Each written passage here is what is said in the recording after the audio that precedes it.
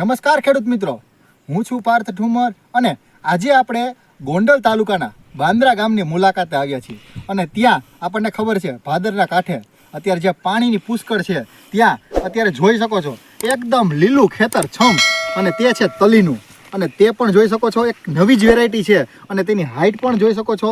અત્યારે અમને અહીંયા સુધી છાતી સુધી પોગી ગઈ છે.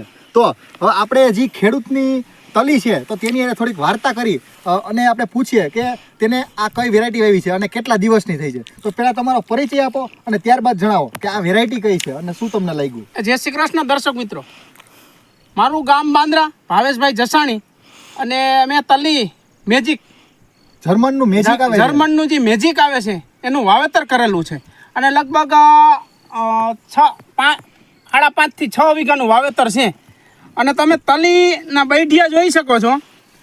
એ કઈ રે કેટલા 7-8 સુધી તમે જોઈ શકો છો. જો છકડી તો આવતી જ પણ આ 8 આવે 8 ફરતાય તમે ગણો ને વિડીયો થી જોવો તમે વિડીયોના માધ્યમથી જોવો 8 છે અને તલીની હાઈટ છે ને 5 ફૂટની છે.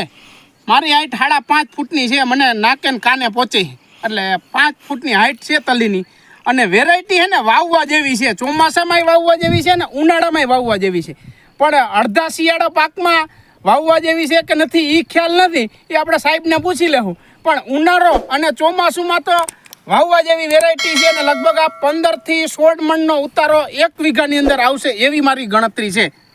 તો ભાવેશભાઈ, તમને આ વેરાયટી જોતા તમને શું લાગે કે આવતા વર્ષે તમે આનું વાવેતર કરશો અને બીજા ખેડૂતોને શું કહેવો તમે? શું લાગે આપણે બીજા ખેડૂત ભાઈઓને એમ કહી કે આ જ વેરાયટી વાવવી જોઈએ, બરોબર? આ મેજિક વાવો ને એટલે ઉત્પાદન આપણને એક વીઘે 2 થી 3 મણનું ઉત્પાદન વધારે મળે. તો 2500 રૂપિયા ભાવ છે, તો 7000 રૂપિયાનો આપણને ફાયદો થાય 1 વીઘાની અંદર. તો મારે આ 5.5-6 વીઘાનું વાવેતર છે તો 35-40 હજારનો તો એમનો ફાયદો છે ને. હા, એ વાત સાચી છે.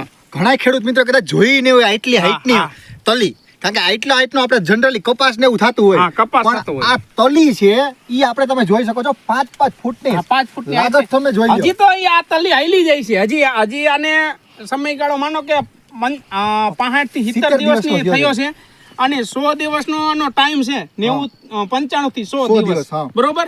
તો હજી આ લગભગ હે ને અડધો થી પોણો ફૂટ અધર તો હાલશે અને આ બૈઠિયું બધું લાગટ આ ફૂલ જે દોડિયું નીકળી એ બધાય કમ્પ્લીટ બૈઠિયા થઈ જાય. એટલે અત્યારે અંદાજ મુજબ અમને 15 થી 16 મણનો ઉતારો આવે વીઘે એવી ગણતરી છે. પછી આગળ જતા જો તાપમાન સારું રહીએ અને જો આપણે હવામાન આપણા ફેવરમાં રહીએ તો કદાચ 18 મણ થાય એમ. સમજાઈ ગયું, બહુ સારું કહેવાય. આપણે જનરલી તમે કીધું એમ કે 6 આપણે કદાચ જોયા હોય, પણ આ તો 8 ઝુમખા છે. તો ઈ એમાં તલીમાં ઉત્પાદન પણ વધારે આવે અને વેરાયટી છે એ નવી છે અને વાવવા લાયક છે. અને જ્યારે આપણે ખુદ આપણી નરી આંખે જોઈને ત્યારે આપણે કોઈ પણ નવી વેરાયટી છે તેનો આપણે વાવવાની આગ્રહ રાખીએ. પણ ભાવેશભાઈએ પહેલી વાર નવી વેરાયટી વાવી અને તેને આ પરિણામ મળ્યું છે. મારે તો કિલો એક કિલો જ વાવવી હતી 1 વીઘામાં. પણ દિનેશભાઈ નો આગ્રહ એવો હતો 4-5 વીઘાની વાવો એટલે થોડોક ખ્યાલ આવે અને પ્લોટ વ્યવસ્થિત આપણે બીજા ખેડૂતોને બતાવી શકીએ. તો ખેડૂત મિત્રો, તમે જોઈ શકો છો કે આ વેરાયટી છે એ ખૂબ સારી છે. તો જે હવે આવતી સિઝનમાં જે પણ તલીનું આયોજન કરતા હોય તો આ વેરાયટી સારી છે, વાવવા લાયક છે. તો તમે પણ આ વેરાયટી છે તેનું જે વેરાયટી કરતા હોય તેની સાથે કમસે કમ 3-4 વીઘાનું તો પ્લાનિંગ કરો. 50% વાવેતર કરાય. માનો કે 5 વીઘાનું હોય તો 2.5 વીઘાનું હોય, 2.5 વીઘાનું બીજું હોય, જેથી કરીને તમને પણ ફાયદો થાય અને તમે વિડીયોમાં જોઈ શકો છો એકદમ વેરાયટી છે તે મજા આવી જાય એવી છે. અને આખા ખેતરમાં એક જ હરખું છે. આપણે એમ નથી કે અહીંયા ઊભા છે તો ત્યાં આપણે 8-8ના જ લુમખા છે એવી રીતે દોડવા આખા ખેતરમાં એ જ રીતના છે. તો ખેડૂત મિત્રો, કિસાન સાથી તરફથી આપનો ખૂબ ખૂબ આભાર.